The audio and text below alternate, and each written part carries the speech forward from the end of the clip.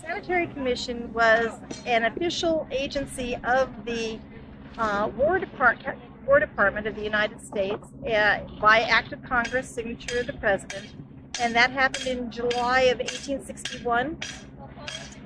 And it was organized by women in New York City who were concerned about the welfare of the men during the war. They felt that the war was going to be more than just a 2-month little fracas, and that they would be wanted to take care of the men. They knew that the men in the Crimean War had suffered great illnesses and great hardship, and they wanted to make sure that their men did not have that same problem.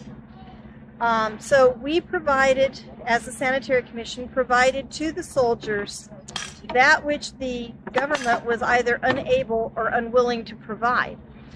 And we did this by means of soldier aid societies that went among their own communities, and these were mostly volunteer women, went among their community and either made items such as quilts, socks, shirts, hospital shirts, whatever they needed, bandages. They also would gather food. They would go door to door and collect food and money and whatever else their neighbors were willing to contribute, and then they would send them to the Sanitary Commission.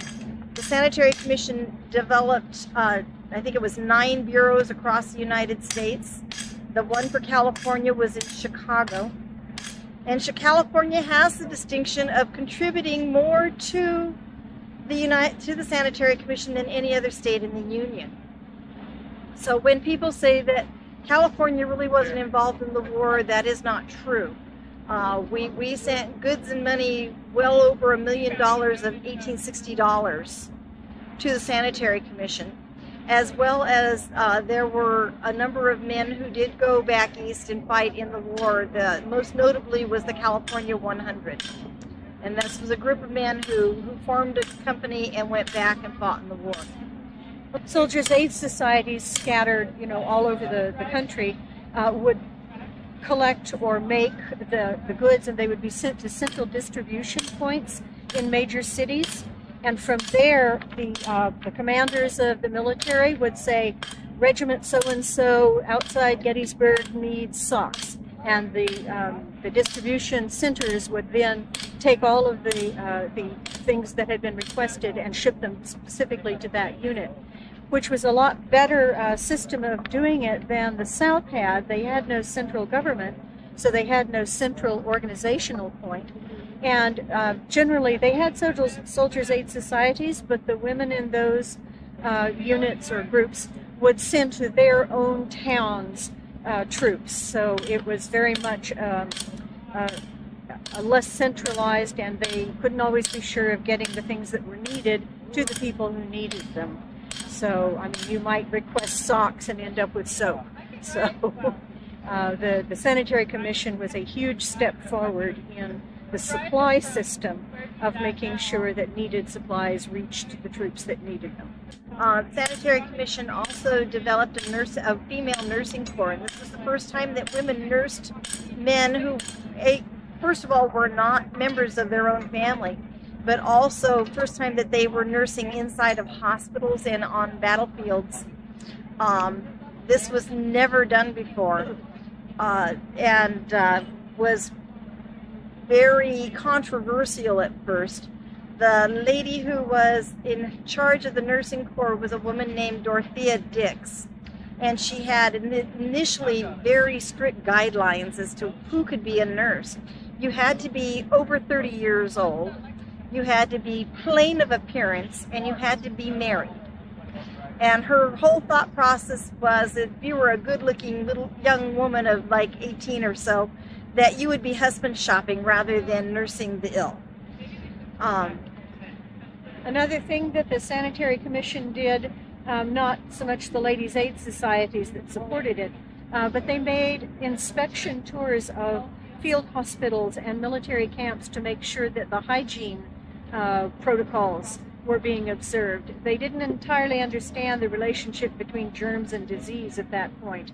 But they did know that you had more illness if you located your water source below your latrines instead of above them. And so they were responsible for making sure that the hygiene in the camps was maintained, which really reduced the amount of illness. Most of the soldiers in the Civil War died from disease or infection, not from battlefield wounds. Something like 3 to 1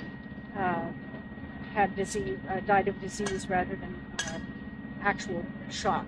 One more thing that they did was that they established soldier homes. Soldier homes were for soldiers who were, well, they were kind of like convalescent hospitals, somewhat like our veteran homes today.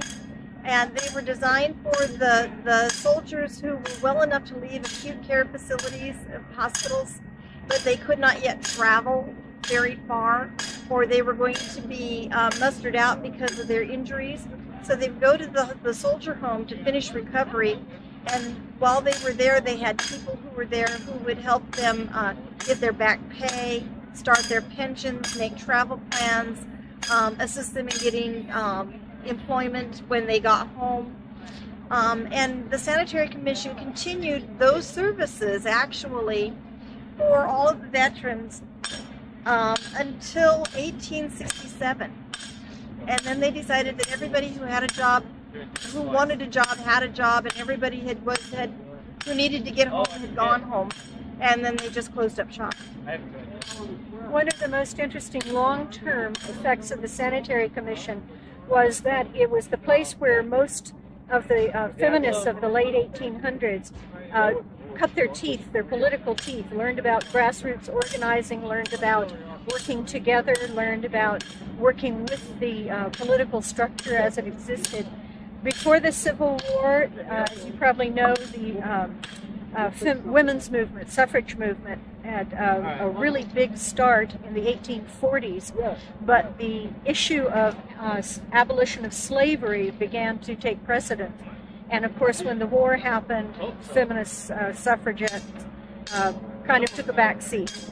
But after the war, that movement ginned up again, and it was much strengthened by the skills that women had learned through the organization of the Sanitary Commission.